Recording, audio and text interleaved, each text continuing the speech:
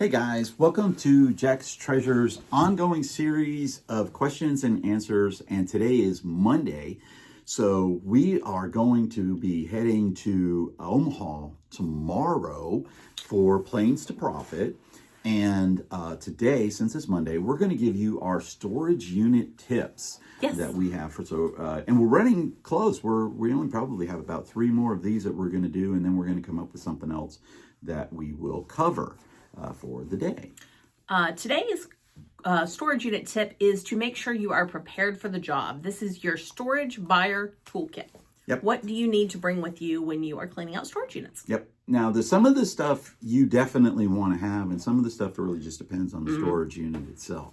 One of the first things that you definitely probably want to have with you, which Tracy never wears, are gloves. Yeah. Okay. I do have some gloves that I wear. Depending on the storage unit, if you start going through the stuff and you start seeing some rat droppings, you definitely want to start wearing some gloves. I will wear gloves sometimes. I can't really navigate things very well. I'm not a very coordinated person to begin with, and the gloves really mess me up. So, not very coordinated. You've smacked me on this channel before on accident. Yeah, it's not very coordinated. But yes, so the gloves, it make it a lot harder for me to carry things. I tend to drop more things, and it's uncomfortable in some instances and stuff like that. But I have some gloves that I use. The best ones that I use are mechanics gloves.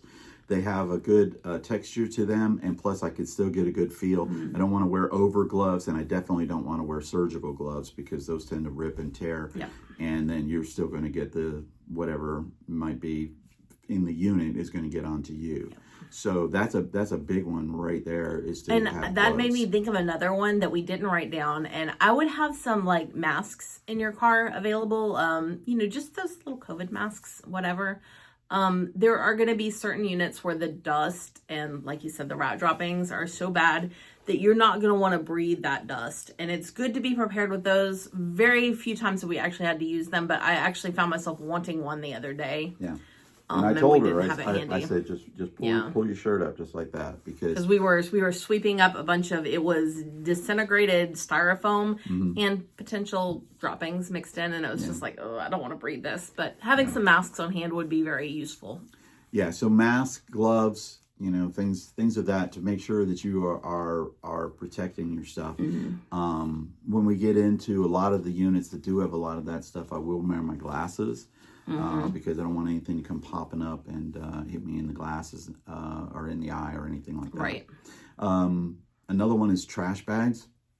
Now, I do not use kitchen bags. We use the larger lawn bags and or even contractors bags is what I try to buy when I can find it. Sometimes if I'm having to buy some at the dollar store or Walmart, they may only have the lawn bags, and I'll go with that, but I prefer to buy contractors bags. For a while there, we were getting them in the unit. The units themselves were having all of these bags in there and stuff. And you want to have bags for stuff that's either going to go straight to Goodwill or stuff that what we've started to do, and literally we just started it, and we've been buying storage units for 10 years, is when we fill up these big contractor bags with all of the trash that's in the unit that's going to go straight to the dump, I don't tie the bags anymore. I roll the top and then we tape it with a little more secure with secure tape. And I had a trailer, and we drove the trailer all the way back. That's Evie. That's Evie. Hi, Evie. He doesn't usually come around when we're recording. No, but I didn't lose anything. Nothing came flying out of the bags. The bags didn't come loose or anything like that. So I was taping the bags closed because there was so much. But you want to have trash bags because whenever you do buy a unit, as we talked about before, you have to clean the unit out completely. And for me, I know that you don't have to always sweep the unit, but I do. Yeah. Okay. Because the one thing that I don't want is I want that facility to reach out to me in case something happens.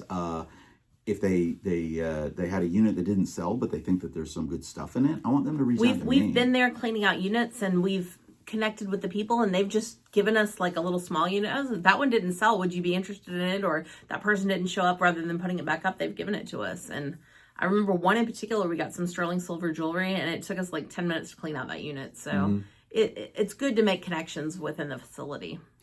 Another item to have is a knife. Okay, you're not having it for protection. Nobody's going to come and do any of that stuff.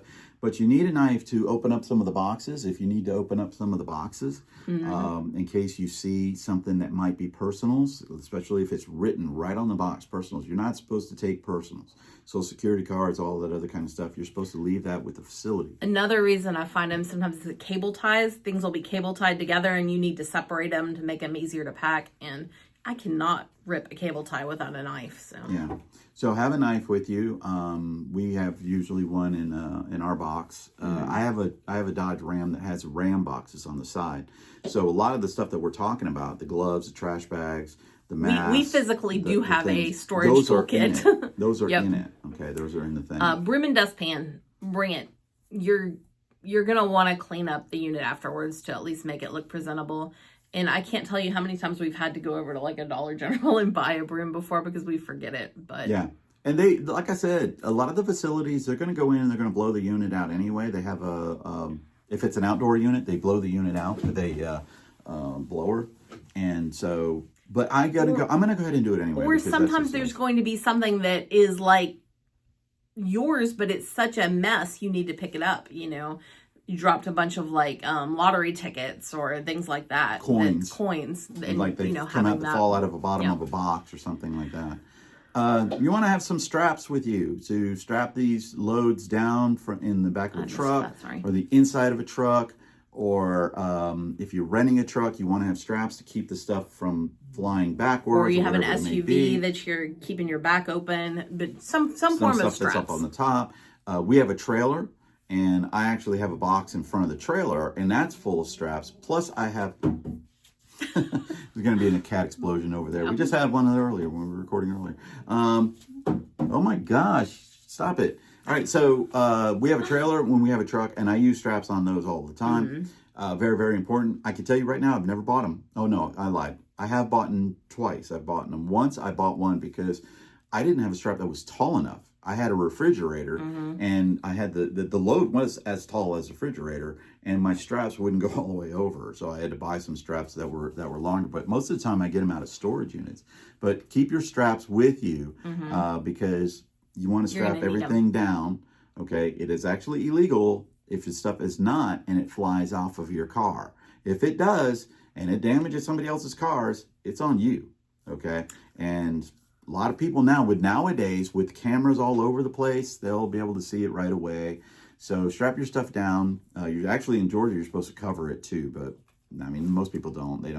Nobody's really giving us a hassle about that. Another thing you're going to want to bring with you is locks, and locks of different types. And sizes. Yeah, there are different facilities have different types of locks. Like the unit we're working out of now, they have those. I don't know what those are called.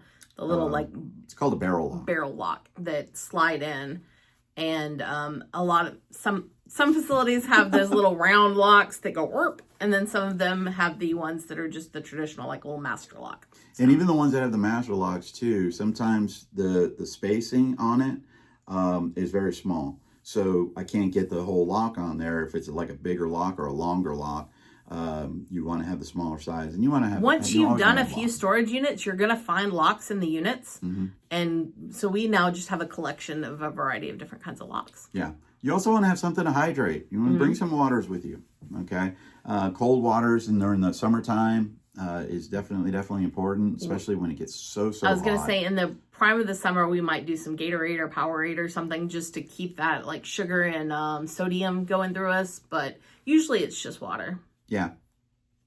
You want water because otherwise you're going to sit in the air conditioning truck running of a rental truck that you have rented and that you have to replace all the gas in. And you're going to sit in it for an hour. Thank you. You're welcome. Also, another thing is you want to dress for the job. If you've ever watched Storage Wars and you've watched those ladies on there cleaning out the storage unit in their high heels and their skirts, it's a very poor idea. It's not real either. Wear your comfortable clothing. You know, he's always out there in cargo shorts and a t-shirt. I'm usually wearing like some gym shorts or stretch pants, t-shirts. In winter, dress in layers because it might be 32 degrees out there, but once you're working, you're going to want to take some of that off. You don't want to be stuck in a sweatshirt or sweater all day. One of the things too that she said is, yeah, I do wear cargo pants, shorts, and a t-shirt. But if we start getting into the unit and I start seeing those rat droppings and everything like that, I'm gonna wear like sweatpants, unless it's way too hot. And I'm gonna wear something that's gonna just cover my legs a little Definitely bit. wear protective shoes, like a heavy sneaker. I recommend steel-toed shoes. I love flip-flops, and I wear them all year round, but I do not wear them when we're cleaning out storage units because you never know what you're going to step on. I'm going to wear like some thicker that's sneakers. why I wear steel-toed shoes when I remember them, because stuff falls in the unit. They could break your toes because people, when they put the stuff in the unit, sometimes they don't think what they're doing, and they'll put a really heavy ass thing on the top, and you're grabbing it, and something falls out of the bottom of the box, and it could literally break your toe. And like I said, I don't care how cold it is. Go ahead and dress in layers. We were working out of a unit just a couple of weeks ago, and it was like 45 degrees outside. But when that sun starts beating down and we're working hard, we were down to just our t-shirts when we started off with coats on. Yeah. Along those lines too, when it gets to be in that summertime, sunscreen. Even in winter. Burned myself. Even in winter. Yeah, I have burned myself doing a storage unit. I get that burn right on the back of my neck because I forget to do it, or I get it on my ears because I always wear my hat because I'm losing hair up there. So wear sunscreen. Bring sunscreen with you. We have that in the truck. It's in the Ram box. Sunscreen is in our stuff. Now I don't have waters in there. We bring them in from the outside and stuff, and the shoes and proper clothing we do that when we're going. But sunscreen is another one. This next one, in my opinion, is an absolute must. Hand sanitizer, because some facilities do not have bathrooms for you to go wash yourself up and clean yourself up. Some of them do, but you just don't want to be all gross, And if you're working on a unit all day, you might have to stop and eat a snack. And I don't want to sit there and eat my granola bar. Even though we all wear gloves, I still want that hand sanitizer. Because if I'm wearing the gloves and I get to an area that is just straight boxes and they're all boxes and they're clean, I'm going to take I'm going to take the gloves off and I'll use my hands. I still want to use. We use the heck out of hand sanitizers. We actually have some hand sanitizer wipes, which I find are even more useful because that gives you that little texture to clean with. But some way to clean your hands, especially if you're going to be there a while and you might be wanting to dig out a granola bar or some potato chips just to get you through. Yeah, we try to bring some energy drink or energy foods with us when we're doing storage units because I'm old. And the next one definitely has to do with the unit itself. If you're doing a unit and that unit is not packed, in other words, the stuff was just put in there, you want to bring some boxes and tubs. Sometimes if they're in bags, because the bags may be disintegrated, things like that, you want your own boxes and tubs. Yeah, so bring some of those. You don't have to have those necessarily in your kit. We do, because we just have so many tubs. So I'll bring tubs with us when we go to some units. And some of the biggest units that we bought were actually not packed at all. And we had to go to Home Depot or Lowe's and buy boxes Hundreds of them. And I bought hundreds of boxes and tape, balking, ceiling tape and things like that. So you want to bring that. Depending on the size of the unit, you may need to rent a truck or a trailer if you do not have the ability to move it on your own. We've talked about, we have a trailer, but it is an open trailer. So sometimes when the weather's not cooperated or we bought a really big unit, we do have to rent a U-Haul truck. If you happen to own a box truck, hey, you're one step ahead of us. But for us, we look at the size of the unit, what we think we're getting inside, and we try to go ahead and pre-rent that truck because trying to find one on the fly is sometimes hard. And make sure you get one that's, okay, this depends on where the location of it is. If we're buying one that's on the other side of Atlanta, I'm going to rent the truck. I'm going to get a truck bigger than what I think I need, because I don't want to drive it twice going back over there, because you get charged by the mile. The mileage is really what gets you on the trucks, not the trailers. The trailers, at least at our U-Haul, that was so reasonable too. They do not charge for the mileage. I think renting a U-Haul trailer is one of the unsung heroes of storage unit buying. Yeah, we rented the biggest boxed enclosed trailer that they had, and we rented it in Tennessee and drove it down to Florida. Georgia. So, Georgia, where we live. Yeah, and it didn't cost us hardly anything because you don't pay by the mileage. So depending on the size, realize that you might have to do multiple trips back and forth. The ones that we're doing right now, We've already done like 5 trips to the storage units. But We it's got one not cleaned out. particularly far, and it's No, it's not. in our little metro area. Yeah, so depending on the size of the unit, if you're going to buy a 20 by 40 unit that is completely full, and you have a truck, well, either you're going to, and you only have a certain amount of time to get a truck, rent a truck. Yep. It's cheaper to do. We've talked about buying a truck before, but for us, and the amount of work that we're doing with storage units right now, and me having the trailer, it doesn't make any sense. We did the math, and it was going to take like hundreds of U-Haul rentals before we would pay for the truck, and then we have to park it somewhere. And you have to insure it. We're in a little suburban neighborhood, and having a big box truck is just kind of in the way. Yeah.